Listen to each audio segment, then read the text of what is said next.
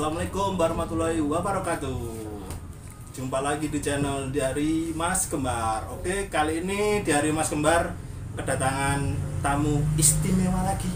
Setelah sekian lama menunggu, sekian lama purnama menunggu, akhirnya kita bisa konten bareng lagi bareng Mas Adit Cikustik. Selamat apa nih, malam, pagi, siang, sore. Selamat malam minggu. Selamat malam. Iya, kita ngerekamnya pas malam minggu. Kebetulan ada acara dangdut. Tapi saya kira pasti fokus itu ya. Atau cuma ngeplay itu kan. Oke, kali ini kami akan konten kayak kemarin lagi yang video sebelumnya. Kita akan lanjut lagi Q&A bareng Mas Adit Cikustik. Seperti Q&A itu apa toh? Q&A itu Question seperti and answer. kayak seperti tanya jawab. Sampean takon aku jawab. Iya. Oke lah kalau begitu. Oke, langsung aja kita akan bertanya-tanya kepada Mas Adit Cikustik. Tanyalah di sana. Pertanyaan pertama buat Mas Adit Cikustik. Mas Adit, inspirasinya dari mana setiap kali Mas Adit Cikustik menciptakan sebuah karya lagu?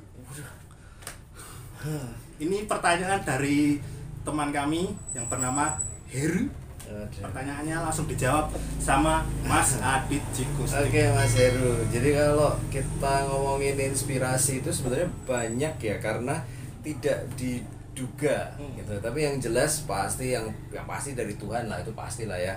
Tuhan kasih kita atau apa peristiwa apalah gitu. Jadi kadang ada teman cerita, terus habis itu bisa menjadi sebuah lagu, atau misalnya ada peristiwa tertentu yang kejadian yang mungkin saya juga tidak alami langsung ya. Jadi mungkin saya baca lewat online gitu, atau lewat TV atau nonton film. Nah itu terus bisa menjadi pemicu ya, pemicu gitu. Jadi banyak sih gitu, banyak. Cuman saya mengusahakan sebisa mungkin tidak menunggu momen itu datang, karena saya adalah seorang pemusik, dan alhamdulillah saya masih sebagai seorang arranger dan juga seorang penulis lagu ya gitu, walaupun mungkin lagunya nggak laku banget ya, tapi gue nulis kan gitu. Nah jadi gimana caranya kalau saya memang bekerjanya itu adalah ya saya berusaha bangun sepagi mungkin, saya punya studio, saya ada jam kerja, saya duduk ketika saya tidak mengerjakan kerjaan dari klien ataupun baru ngurus film atau apa. Disitulah saya mencoba selalu untuk menciptakan apapun itu. Jadinya pasti nggak langsung bagus, pasti ada banyak jeleknya. Dari 10 lagu yang kepakai cuma satu itu juga sering banget. Gitu. Jadi ya kalau memang udah pekerjaannya ya jangan terus saya baru nggak mood deh, saya nggak ngeluar. Ya itu kadang-kadang juga pas mood itu bisa bagus banget, tapi ya kan bukan berarti nggak mood terus kamu nggak bekerja, wong itu udah pekerjaanmu. Ya. Saya sendiri sih udah 20 tahun lebih ya. Gitu Mas Heru. Oke, buat Mas Heru. Jangan harus sekidop. Bukan, Heru tanpa sekidop. Oh iya. Oke, buat Mas Heru, pertanyaannya udah dijawab sama Mas Adit Cikustik. Oke Mas, ini pertanyaan dari saya pribadi. Di album Cikustik yang sebelumnya kan itu ada 3 album yang berkaitan. Seperti kayak minum obat ya. Pagi, siang, malam.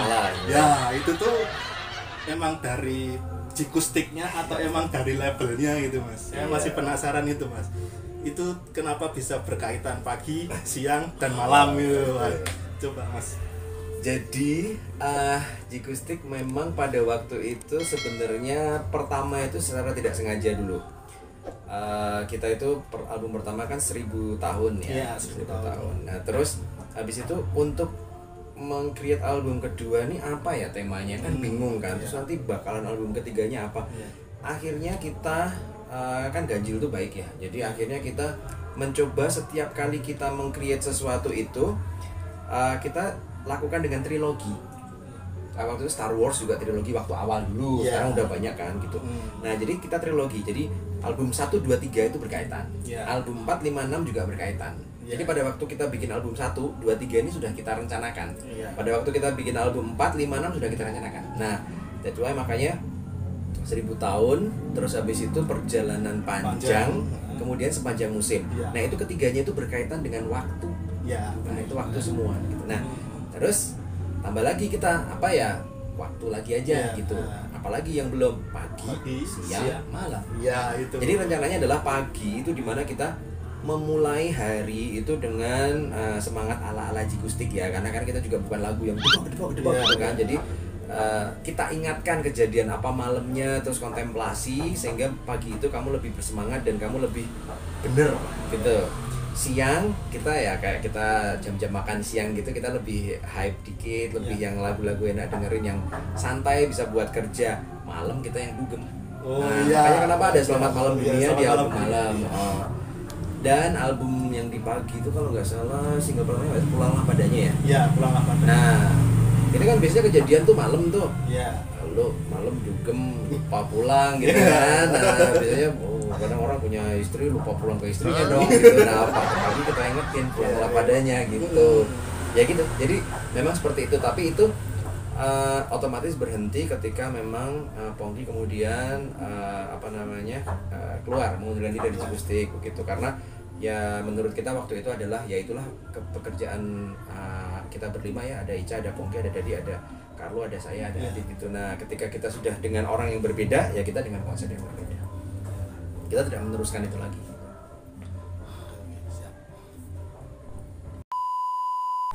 Oke Mas, di album yang warnanya merah itu Kembali Indah ya.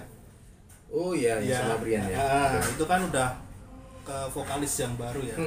Itu kan ada salah satu single Recycle tuh dari punyanya Teh Rosa. Yang Aku Bukan Untukmu itu emang Jigustik diminta untuk merecycle lagu itu atau bagaimana Mas? Jadi mungkin saya nggak tahu ya, banyak yang orang tidak tahu bahwa memang Rosa itu kan rata-rata menyanyikan lagunya Ica. Rosa yang mana Mas? Nah, Aku Bukan Untukmu itu kan ciptaannya Ica. Oh, ciptanya hampir semuanya. Saya lupa ya, ada beberapa judul lagi yang hampir semuanya yang jadi singlenya Rosa yang kamu dengerin sampai hari ini itu rata-rata ciptaannya Ica. Jadi ya semacam memang Ica itu nggak tahu, dia duet dengan Rosa itu cocok sekali. Ica tulis lagu, Rosa menyanyikan gitu. Nah, kenapa waktu itu kita menyanyikan lagu itu? Karena memang kita juga suka lagu itu dan kebetulan ciptaannya Ica. Kan waktu di album merah itu kan Ica masih ada tuh. Nah, terus kita nanya, "Cah, bawain lagu itu gimana ya?" "Oh ya udah, bawain aja gitu, lagu-lagu dia sendiri kan gitu." Nah, akhirnya kita membawakan itu gitu. Oh, berarti itu emang udah izin dari Ica. Ica. Nah, yang punya kan Ica ya. Memang kalau di Indonesia itu rata-rata orang itu kan menganggap bahwa yang nyanyi itu yang menciptakan dan yang punya lagu. Padahal kan sebenarnya berbeda. Penyanyi adalah penyanyi, pencipta lagu pencipta lagu. Kadang-kadang beda gitu. Seperti Tulus menyanyikan 1000 tahun lamanya. Lah, kan penciptanya Pongki. Nah, iya kan? Ya gitu. Jadi memang tidak selamanya seperti itu gitu. Kau tahu ini selalu